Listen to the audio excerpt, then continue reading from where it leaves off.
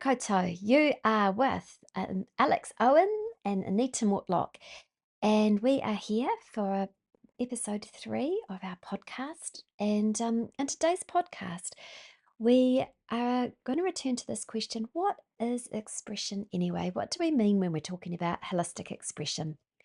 We'll revisit some of the things that we talked about last week with regards to insects and birds.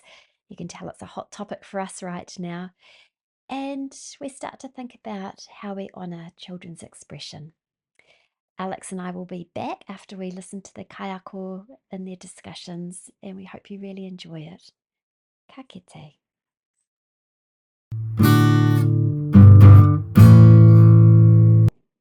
When we're thinking about children's holistic expression, what is it that you're saying there? I mean, the expression as response as opposed to expression as what's the word I want?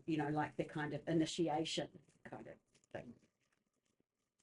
I don't know. And Anyway. when I think along those lines in terms of being broader, like you're saying, Lynn, I think you're saying, in that spiritual aspect, that part that I think of children when they participate in different things, particularly something that they feel uncertain about, is who are the observers.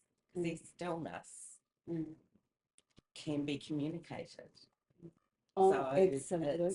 Yeah. So in terms of learning and expressing themselves, it's actually you need to, it's intuition, It's knowing the child too, it's knowing the because you child. know that they actually may not be saying or coming close, but they're there. They Yeah. haven't moved, Yeah. and Yeah. that's the interest. And it's that little reading of those nuances that allow you to recognise what's the most useful thing to be saying here. Because I was thinking, the stuff you've said, so I always make sure I do this or whatever. And I thought that's what makes you an excellent teacher, is because you are in tune with, where they're thinking. You are, and even if you'd only met those children in the first place, first day, you would still be gauging from what you know and what you're seeing around what they might do.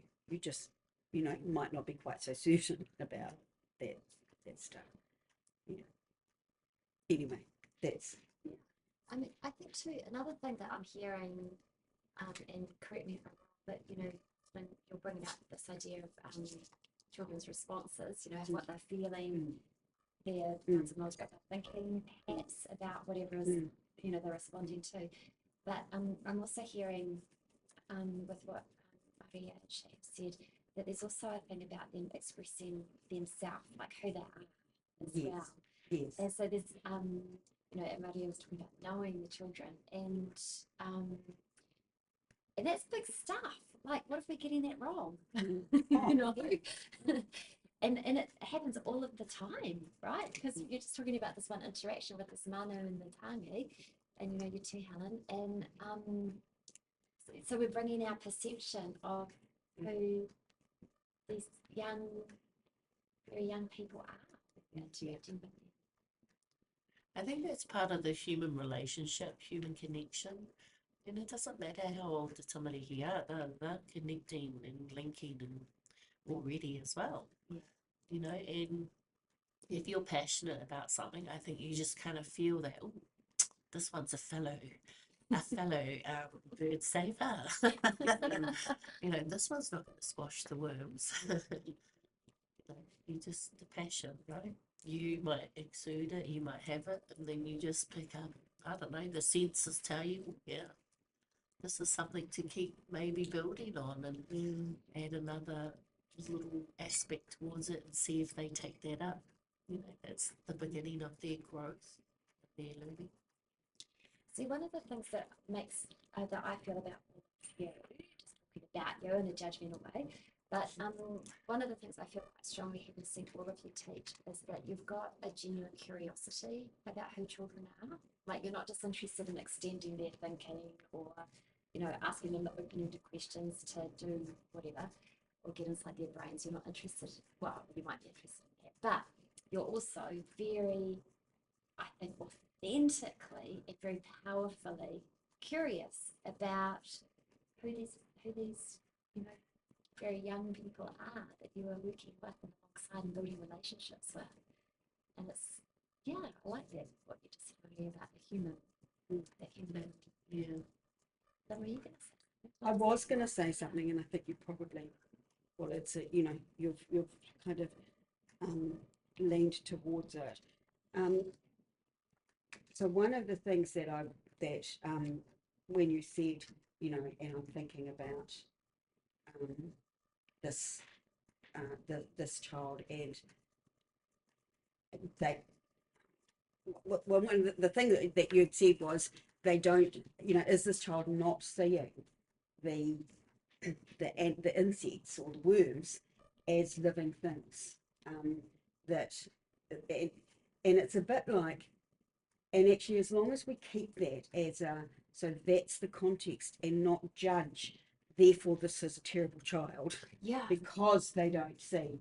And I think that that's the sort of stuff that you were just saying about these teachers who are interested in, because I'm going to say it is in what they think, um, and you know, and yeah, and who they are, but they're interested in them as people as opposed to have they got the right answer or are they doing the right stuff? Because now this kaiko can say, try not to use names, can say, I have an affinity with living things.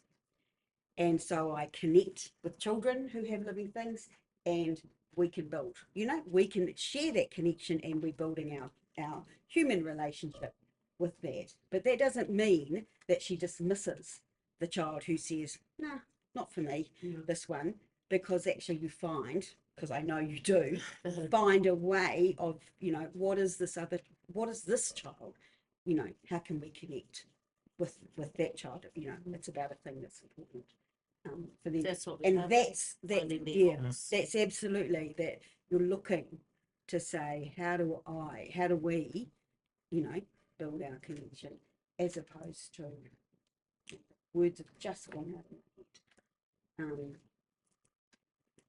Totally. Oh, So do you mean, like, how can we build our connection as opposed to what do you know and do? Or, I can't. It was the stuff around actually what you're doing is trying to, yeah, what I think it was the things around actually what you're interested in is building this relationship, and because it's about, you know, ongoing in life kind of stuff, as opposed to are they learning the right stuff or have they got the right answer, or anyway, I'll come back to that. I think it's just keeping that open mind for all of the children. That's right? exactly Some are exactly going to be interested in that and naturally drawn to Yep. that, and others is like, it's not my thing. yeah And so we will then, that's why Yeah. the beauty of a teaching team, Yeah. with all our different passions, you know, and different ideas and ways that we will teach and practice on the floor. We may very well find their hook somewhere else. you will You know, Yeah. we will. Well, that's why we're that's in the because that's what your business. job is, Yeah. and that's what your heart is actually. It's not that I shouldn't say that that's what your job is, because but that's, you know, my perception is actually that's what teachers do. They find those, you know, connection things, but actually it's your heart, it's that interest, that curiosity, that I was just talking to one of our papas last night actually, because, you know, I said that's one of the things I love about being a teacher is that if I can make them excited about learning about something.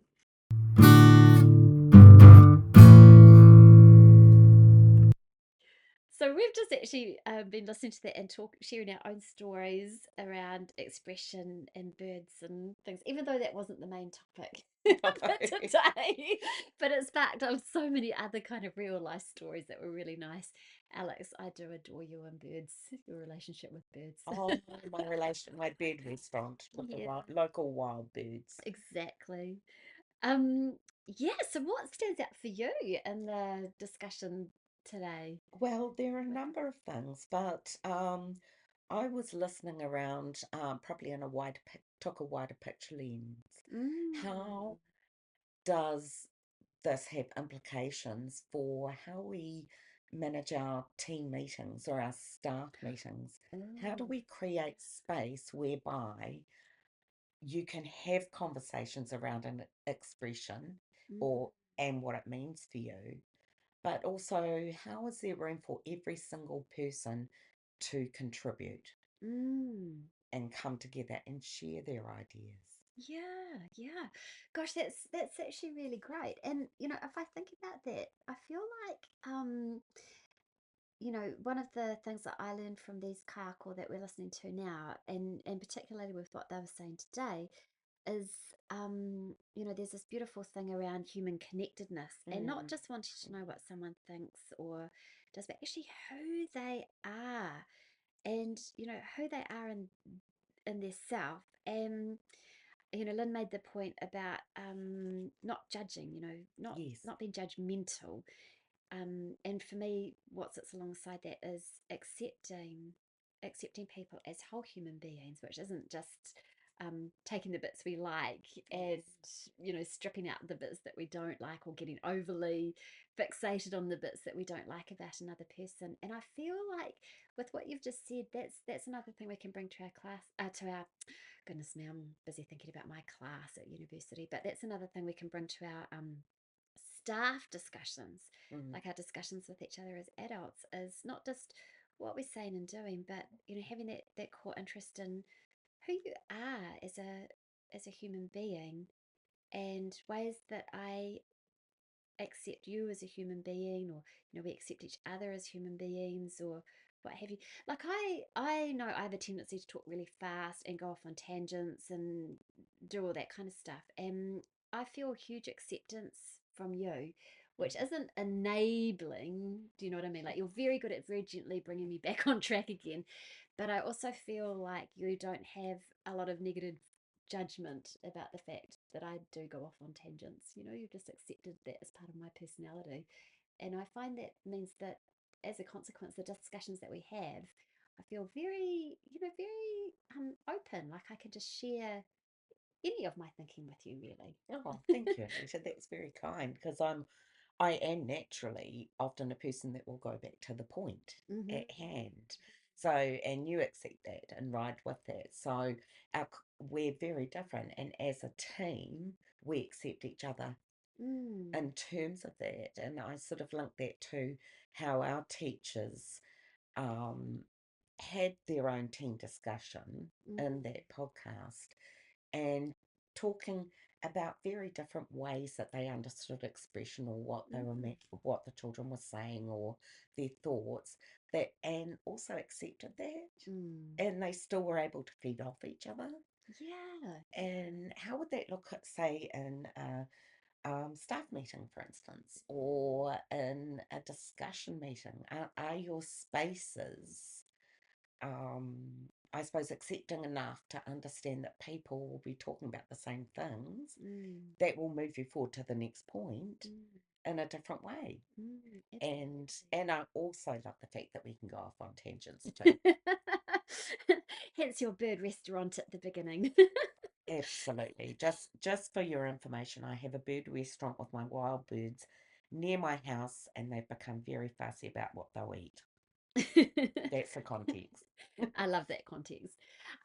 So yeah, what we're talking about is expression as connection, Mm. and not just for children, but for us as adults as well. Do you sort of feel like people who when we do have groups like what we have in a kindergarten, it's kind of like a mini society, or an ECE setting, it's like a mini Yes. society in itself. Yes. And one of the things with society is it is a little bit hierarchical, and we do have people, unless we're very reflective about what's happening in relationships, we can then have people who are very much inside and people who are marginalized. Mm. And so the group itself actually has a way of communicating who is where, in terms of at the center, on the edges, or Mm. pushed out. And what what I feel like we're talking about here, with what the teachers are saying and with what you're saying about communicating in teams, is finding this point of connect, or maybe there's multiple points of connect, but finding that with each person, so that in my mind, I'm imagining this kind of thread that goes from one person to another that brings everyone into a wholeness, really. Yeah, that's accepting of who we are. And there are times I know, certainly we're talking in team conversation about how children do that, and we Mm. unpack how children do that and how they participate and what they might do, and work out when it's appropriate for us to enter or Mm. not enter. But do we do that within our adult community? Oh, that's such a good question. Do you know, this is reminding me of one of the hui that we had, where we were looking at a quote that said it was something about the power of circles and listening to the voices that are quietest. And Mm, when we can do that with patience, the wisdom of the whole can emerge. absolutely, that I recall that, and that was incredibly valuable in opening up a safe space for those people that Mm, might sit around the edges yeah. and be able to share their words of wisdom in ways that work for them, Mm, but have equal contribution to the group. yeah. And so that's the same for children too, isn't It's it? exactly the Yeah, same for children. yeah, really. And I like it, the final words of both Lynn and Maria around whānau wanting these, their children to be good human beings. Mm, And that goes for all absolutely. of us, really. Yeah, really.